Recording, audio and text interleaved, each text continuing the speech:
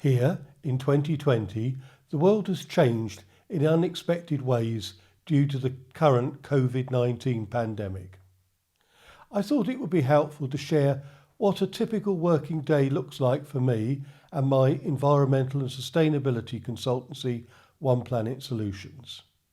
Lights, camera, action. Let's take a look. Welcome to EMSmastery, where we look at the strategies and tactics to master environmental management and sustainability. If we're meeting for the first time, my name is Andrew Marlowe. In this episode, I share with you a day in my life. I try to wake up around 7 o'clock to get an early start on the day. Sometimes with a heavy schedule or urgent environmental issues such as supporting a client in the mitigation of an ongoing pollution incident, I might wake up later around 8 o'clock. I try not to look at my emails until I have fully prepared for the day. Should I use the electric shaver or the wet shave? It is surprising what environmental decisions you can face even first thing in the morning. After a brisk shower, which truly wakes me fully up in the morning, I dress for the day and head downstairs for breakfast.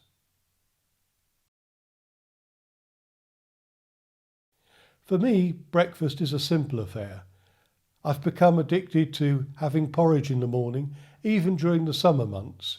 It's a great way to have that slow carbohydrate release to keep you going during the morning.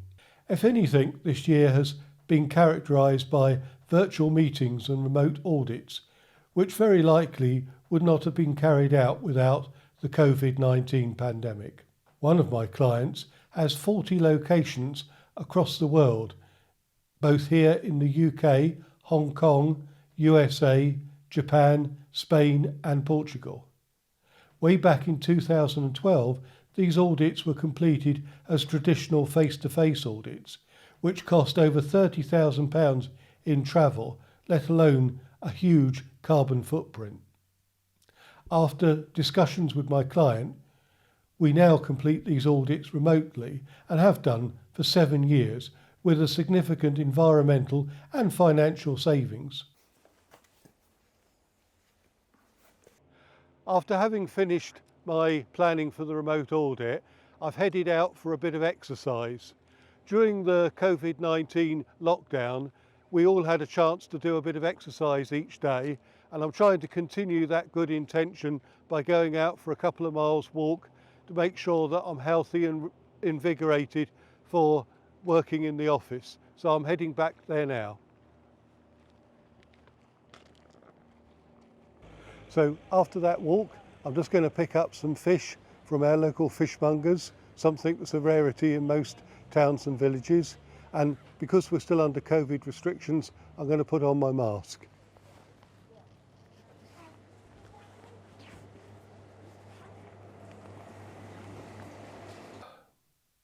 On my return from my walk, I settled down to 2 calls with prospective clients to cover their streamlined energy and carbon reporting requirements.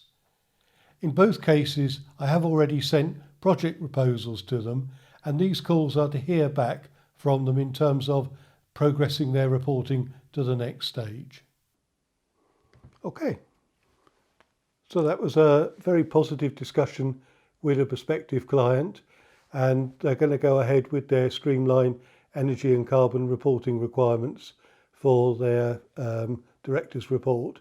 So that's good, and that's a significant amount of business that I need to complete later in September. So great, that's it. Catch up with the next call. My second call was a shorter conversation. Yeah, that was a bit of a blow, that one. It was another client I gave a SECR proposal for, and they've already got an existing relationship with another consultant who did their energy saving opportunity scheme audit in December last year. So they've gone with that relationship. I guess if I was them, I would do the same thing they've got that established relationship. But yeah, I just have to move on to further quotes for other clients. One of the strands of my consultancy is to keep current with new and developing international standards, which I achieve through my involvement in the UK BSI National Committee and in various ISO working groups. Recent participation has been as the UK national expert in the Greenhouse Gas Verification and Validation Standard ISO 14065, and today's meeting is on the verification and validation of water information, which is going to be ISO 14017. I have already prepared the UK comments on the committee draft and will be working through my comments together with responses from other countries at today's meeting. So for now, it's a case of preparing for today's meeting and ensuring that I can input into what is the fourth of 5 meetings this week, each lasting 4 hours. After logging on to the Zoom call, we have some general discussions before turning our attention to the full review of the consultation comments. About halfway through, we take a break. That is just enough time for a drink and some cake. So given that there's many Zoom call meetings and remote audits occurring, it's a good opportunity to make sure that you take a break during the course of the day so that you can take a comfort break, and so also you can take on some nutrition. So I've got a vegan tray baked cake to enjoy together with a hot chocolate. And some of you might remember that hot chocolate featured in an earlier YouTube video that I did to celebrate the United Nations Environment Day 2018 with its theme to beat plastic pollution. So I had an opportunity to be able to enjoy a hot chocolate and beat plastic pollution at the same time. And if you want to catch up on that video series, then it's in the link up above. So I'm just going to carry on having my break and getting ready for the next half of my Zoom call meeting, looking at the committee draft of ISO 14070. The meeting continues until 15:30 hours, with further discussions planned for tomorrow to complete our 5 days of meetings. After the ISO working group meeting, there is time to upload my latest EMSmastery video to the YouTube channel and to finish the accompanying blog post. At the end of the day, I like to make sure I've written effective notes of all of the activities that have occurred during that day, and that helps me with continuity with clients and with actions that I need to implement. And I also like to make sure that I've planned effectively going forward, not only just for this week, but for future weeks and months. So I'm just going to spend about half an hour sorting that out now.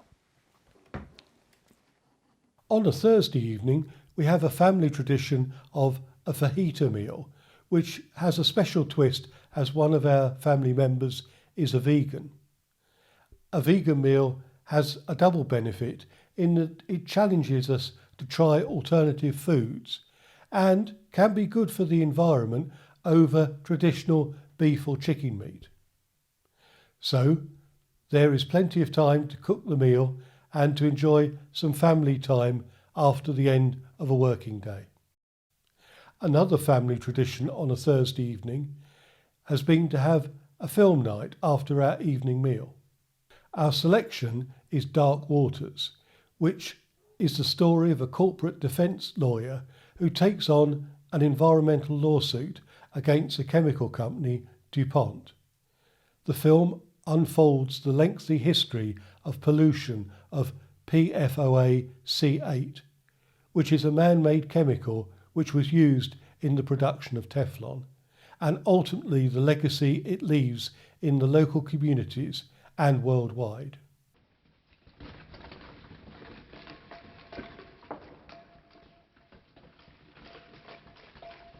With popcorn in hand, I head off to watch the film with my family.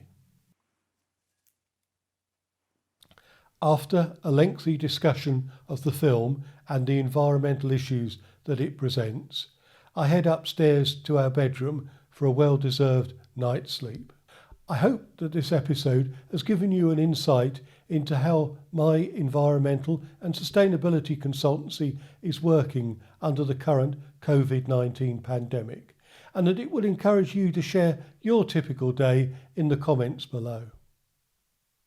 Please subscribe to this YouTube channel to ensure that you don't miss out on other episodes on environmental management and sustainability. Until then, thank you for listening.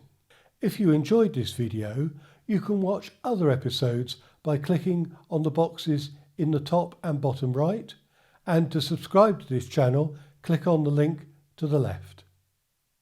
Thank you.